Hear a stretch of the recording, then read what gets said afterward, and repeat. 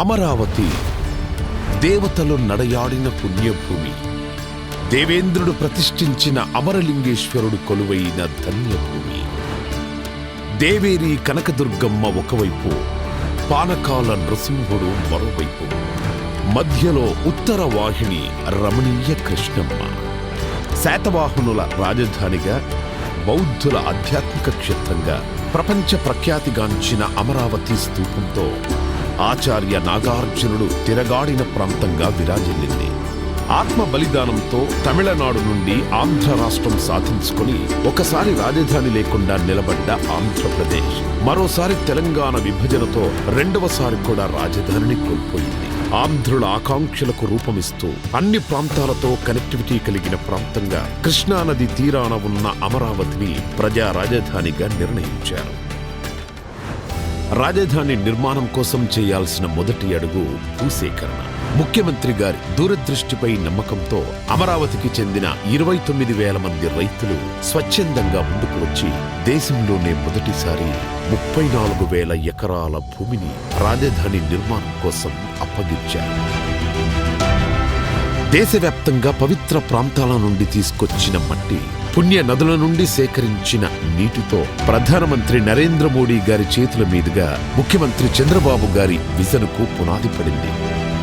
అనతి కాలంలోనే సచివాలయం, హైకోర్టు భవనాల నిర్మాణంతో పాటు విఐటి, ఎస్ఆర్ఎం, అమృత, ఎయిమ్స్, ఎన్ఐడి వంటి ప్రతిష్టాత్మక సంస్థలు కొలువుదీరాయి. ప్రతిష్టాత్మకంగా తలపెట్టిన ప్రభుత్వ భవనాల నిర్మాణం మొదలుపెట్టే సమయానికి 2019లో ప్రభుత్వం మారడంతో అమరావతి భవిష్యత్తుపై చీకట్లు కమ్ముకున్నాయి.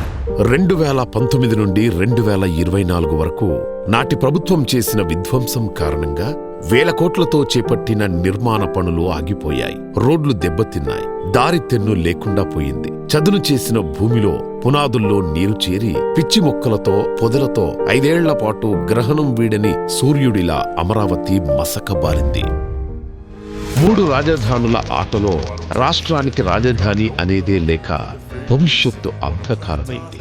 ఏ ఒక్కరూ రాజధాని కోసం గొంతెత్తలేని పరిస్థితి. ఆంధ్రప్రదేశ్ కోసం తమ భూములిచ్చిన రైతుల త్యాగానికి అర్థం లేకుండా పోయింది. మహిళలు, చిన్నారులు, రైతులు, ఇలా అన్ని వర్గాల ప్రజలు అమరావతి కోసం 5 ఏళ్లు యుద్ధమే చేశారు. అరెస్టుల్ని ఎదుర్కొన్నారు, అవమానాలను తట్టుకున్నారు, అన్యాయాన్ని ఎదిరించారు. అమరావతి నుంచి అటు అరసవల్లి, ఇటు తిరుపతి వరకు పోరుబాటు పట్టారు. పోరాట యోధుల గుండె పగిలి అమరులవుతున్న వాళ్ల ధైర్యం ఇసుమంతా సడలలేదు. 2024 రాష్ట్ర ప్రజల దీవెనలతో ఎన్డీఏ అఖండ విజయం సాధించి అధికారంలోకి రావడంతో చీకట్లను చీల్చుకుంటూ వచ్చిన సూర్యుడిలా అమరావతి తన పేరు సార్థకం చేసుకుంటూ పునరుజ్జీవం పొందింది. కేంద్ర ప్రభుత్వ సహకారంతో అమరావతి ప్రస్థానం మహోజ్వలంగా మళ్లీ మొదలైంది. అంతర్జాతీయ ప్రమాణాలతో ప్రపంచంలోనే అత్యున్నత స్థాయి నగరంగా నిర్మాణానికి సన్నద్ధమవుతోంది. బ్లూ గ్రీన్ కాన్సెప్టుతో 3వ వంతు పచ్చదనంతో పర్యావరణానికి అనుకూలంగా కాలుష్యరహితంగా నిర్మితమవుతున్న ఏకైక నగరం అమరావతి. బయోడైవర్సిటీతో కూడిన అద్భుతమైన విశాలమైన పార్కులు, district cooling system, piped gas, storm water, cable connectivity లాంటి సకల సౌకర్యాలు భూగర్భ వ్యవస్థ ద్వారా నివాసాలకు అందనుంది. సైకిల్ ట్రాక్ నుంచి విశాలమైన గ్రిడ్ రహదారులతో నగరమంతా రాజటీవీతో నిర్మితమవుతోంది. నేచురల్ వెంటిలేషన్ తో legislature, high court, land mark institutions తో భవిష్యత్ తరాలకు భూమిలో స్వర్గంలా విలసిల్లనుంది. ఒక స్మార్ట్ సిటీగా, భావి క్వాంటమ్ వ్యాలీగా ఈ నవనగరం ఆవిష్కృతమవుతుంది.